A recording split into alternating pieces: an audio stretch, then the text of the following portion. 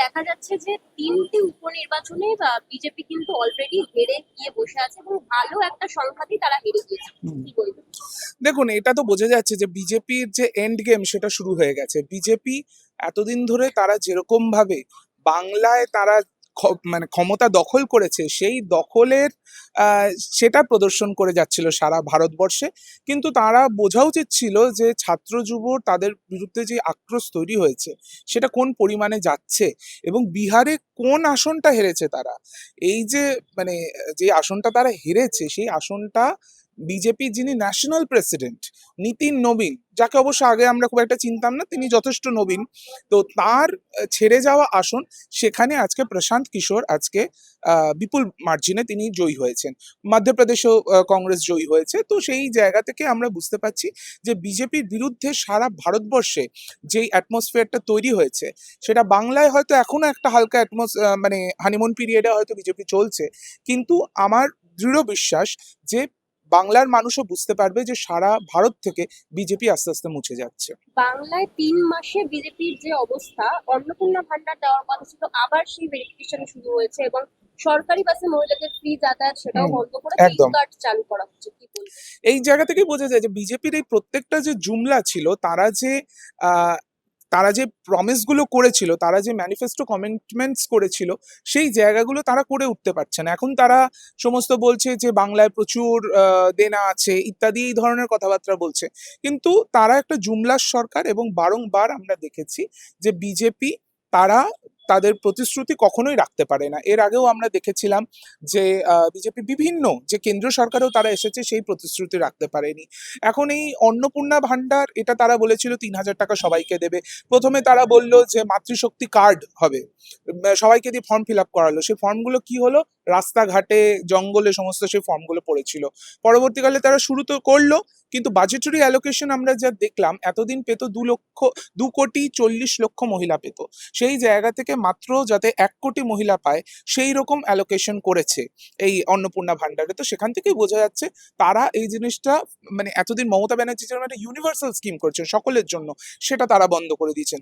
এর থেকেও বড় কথা যেটা, মানে এটা তো একটা রেগুলার একটা মানুষকে অ্যাসিস্ট্যান্স দেওয়া হচ্ছিল, এটা না পেলে মানুষ হয়তো একটু রাগ করতে পারে, কিন্তু যে সেই জায়গা থেকে আমরা যেটা বারবার দেখছি, স্বাস্থ্যসাথীর মতো প্রকল্প যেটা মানুষের মানে জীবন মরণের বিষয়, সেই প্রকল্পে এরা মানে টাকা বন্ধ করে দিয়েছে। এখন কি একটা আলাদা প্রকল্প আনবে বলছে, পিঙ্ক কার্ডের কথা, এই যে যেটা এখন পিঙ্ক কার্ডের কথা বলছে।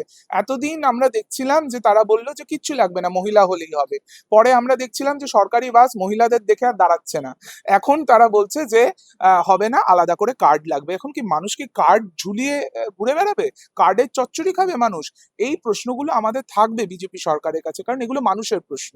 এগুলো আমরা কিন্তু নাম পরিবর্তন করে দেওয়া প্রকল্পের নাম দেখুন, কন্যাশ্রীর মতো যেটা সারা বিশ্বে খ্যাত এবং মানে ইউনাইটেড নেশনস থেকে পুরস্কার প্রাপ্ত একটা প্রকল্প, সেই প্রকল্পের নাম তারা বদলে দেওয়ার চেষ্টা করছে। বিভিন্ন স্বাস্থ্যসাথী বলুন, একটার পর একটা প্রকল্পে তারা নাম বদল করছে। তো অ্যাকচুয়ালি মানুষ কিছু পরিবর্তন কিছু দেখলো না, মানুষ কিছু নাম পরিবর্তন দেখছে। তো সেই জায়গা থেকে দাঁড়িয়ে আমার মনে হয় যে এই সরকারের মানে আয়ু যথেষ্টই কম, এবং তারা তাদের পুরো টেনিওর ফুলফিল করতে পারবে বলে আমার মনে হয় না। এবং 29-এ মোদী সরকার যাচ্ছে, সেটা আজকে মোটামুটি মানুষের কাছে স্পষ্ট হয়ে গেল। আরেকটি বিষয় কলকাতায় কিনলেন তসলিমা, আমরা দেখতে পেলাম তিনি একেবারে রবীন্দ্র সদনে দাঁড়িয়ে বলছিলেন মাদ্রাসার কোনো প্রয়োজন নেই, মাদ্রাসা শিক্ষার কোনো দরকার নেই।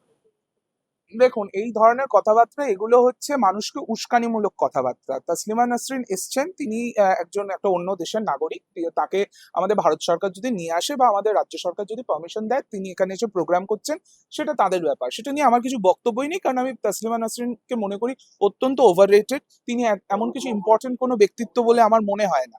যারা তার যে কটা লোক শুনতে গেছে তারা শুনতে গেছে, বাকি কেউ খুব একটা পাত্তা দেয় বলে আমার মনে হয় না। তিনি চিরকাল যেরকম ভাবে ইসলাম ধর্মকে তিনি ছোট করার চেষ্টা করেছেন, সেটা থেকে বোঝা যায় যে তার মানসিকতা কি। এবং ঠিকই ব্যাপার যে তাকে ডেকেছে হচ্ছে বিজেপির লোকেরা, বিজেপির কথায় তারা এই ইয়েতে এসেছে এবং তাসলিমা নাসরিন এসে তাদের নিজস্ব যে বক্তব্য, নিজস্ব যে ন্যারেটিভ, মানে ইসলামোফোবিয়া ছড়ানো, সেটাকে তিনি করছেন। তার মধ্যে আমি নতুন কিছু দেখি না। আর মাদ্রাসা এডুকেশন এখানে কিভাবে চলে বাংলায়, তার একটু উচিত যে বাংলার কিছু যেগুলো মডার্ন মাদ্রাসা সেগুলোতে গিয়ে, যেগুলো সরকার স্বীকৃত মাদ্রাসা, আমি কোনো খারিজি মাদ্রাসার কথা বলছি না, সরকার স্বীকৃত যে মাদ্রাসাগুলো সেখানে কিরকম পঠন পাঠন হয় সেটা আমার মনে হয় তাসলিমা নাসরিনের গিয়ে একটু দেখা উচিত। সংখ্যালঘুদের পুষব্যাক করা হচ্ছে বা এসআইআর এর মাধ্যমে নাম বাদ দেওয়া হচ্ছে, কিন্তু বিদেশি সংখ্যালঘু লেখিকাকে বিজেপি রাজ্যে আছে। না, তাকে আমি সংখ্যাগুরু কিছুতেই ফেলি না। তিনি একজন লেখিকা, আমি মনে করি অত্যন্ত ওভাররেটেড একজন লেখিকা। মানে তার লেখা নিয়ে কথা হয় না, তিনি এই ধরনের ভুলভাল কি বক্তব্য রাখেন সেগুলো নিয়ে আলোচনা হয়। কই, আমরা তো গৌরী লঙ্কেশকে নিয়ে আলোচনা করি না। উনি মনে করছেন যে বাংলাদেশে সবাই তালিবান হয়ে গেছে, সবাই খুব খারাপ হয়ে গেছে। তো বাংলাদেশের অ্যাটমসফিয়ারকে উনি সেটা নিয়ে উনি কথা বলুন না। তিনি বাংলায় এসে, বাংলায় যারা আমরা শান্তি শৃঙ্খলায় আমরা বাস করছি, সেখানে আমাদের মানুষকে ছোট করার মানেটা কি? তিনি যেরকম ভাবে আহ বাঙালি মুসলিমদের তিনি ছোট করছেন, পশ্চিম বাংলার মুসলিমদের ছোট করছেন, সেটা আমার মনে হয় একদমই ঠিক না। হ্যাঁ, আমি মনে করছি যে একটা সময় ইসলামে যে মানে মুসলিম সমাজে যে ব্যাকওয়ার্ডনেস যেটা ছিল, তার থেকে তো আমরা অনেকটাই এগিয়ে এসেছি। 20 বছর মাঝখানে পেরিয়ে গেছে। তিনি নির্বাসিত হয়েছেন সে তো অনেকদিন আগে। কিন্তু এখন আজকের দিনে আমাদের কি সামাজিক স্তর, সেই জিনিসটা তার দেখা উচিত। সেটা না বুঝে, না জিনিসটাকে অধ্যয়ন করে তিনি যে ধরনের মন্তব্য করছেন, এটা শুধুমাত্র একটা কমিউনাল এজেন্ডা, বিজেপির যে কমিউনাল এজেন্ডা, সেটাকে তিনি ফুলফিল করছেন। দাদা, এই যে তার ফিরে আসা এত বছরের পর, কোনো রাজনৈতিক প্রোপাগান্ডা তৈরি করতে চাইছে? অবশ্যই প্রোপাগান্ডা, কারণ তাকে যারা দেখেছে তারা সবাই বিজেপির সাথে কানেক্টেড। আপনারা একটু খোঁজ নিলেই বুঝতে পারবেন। বিজেপির প্রাক্তন মুখপাত্র, তিনি ওই কি একটা সেকুলারিজমের নাম করে তারা যে ভণ্ডামিটা করছেন, সেখানে তারা তাকে ডেকেছেন। দেখুন, কেউ কাউকে ডাকছে, সেটা নিয়ে আমার আলাদা করে কিছু বলার নেই। সরকার যদি ল অ্যান্ড অর্ডার মেনটেন করে কাজ করতে পারে, আমার কিছু বলার নেই। তিনি এসেছেন, ঠিক আছে, তিনি একটা সেমিনার করছেন, নো প্রবলেম। কিন্তু তাকে কেউ কোনো অধিকার দেয়নি যে তিনি এরকম ভাবে মানে গোটা একটা সম্প্রদায় এবং আমাদের রাজ্যকে এবং আমাদের দেশকে তিনি ছোট করবেন। তিনি একজন সুইডিশ নাগরিক। তিনি সেই জিনিসটা মাথায় রাখুন। তিনি আমাদের এখানে গেস্ট হিসেবে এসেছেন, ঠিক আছে, তার কোনো অধিকার নেই আমাদেরকে ছোট করার। কিন্তু দাদা, আমরা দেখলাম যে গতকাল যে সাংবাদিক সম্মেলন হয়েছিল, সেখানে কিন্তু তিনি এই যে বাংলাদেশ প্রসঙ্গে যেটা বললাম, যে বাংলার কথা বলে বাংলাদেশ হিসেবে পাচার দেওয়া হচ্ছে, এই যে বিষয়টি, এই প্রশ্নটা ঠিক পুরোপুরি এড়িয়ে কি গেছে করে বাংলাদেশ। করবেন? কারণ তিনি তো বিজেপির মাউথপিস হিসেবে এসেছেন। তিনি বিজেপির মানে ওভারসিজ ফ্রেন্ডস অফ বিজেপি বলে না, তো সেই বিজেপির বন্ধু হিসেবে তিনি এসেছেন। তো বিজেপির যে অপকর্মগুলো, সেগুলো নিয়ে তিনি কোন মুখে কথা বলবেন? তো সেই জন্য তিনি বলতে পারছেন না। কিন্তু আমরা দেখেছি গত এই 12-13 বছরে বিজেপি যবে থেকে ক্ষমতায় এসছে, গোটা ভারতবর্ষে কিরকম ভাবে মুসলমানদের সেকেন্ড ক্লাস সিটিজেন তৈরি করে দেওয়ার একটা চেষ্টা হচ্ছে। আমরা সেটা হতে দিচ্ছি না। ভারতবর্ষে এবং পশ্চিমবাংলায় গণতন্ত্র আছে, সেটা আলাদা ব্যাপার, আমরা সেটার বিরুদ্ধে আমরা লড়ে নেব। কিন্তু তিনি একজন বাইরের লোক।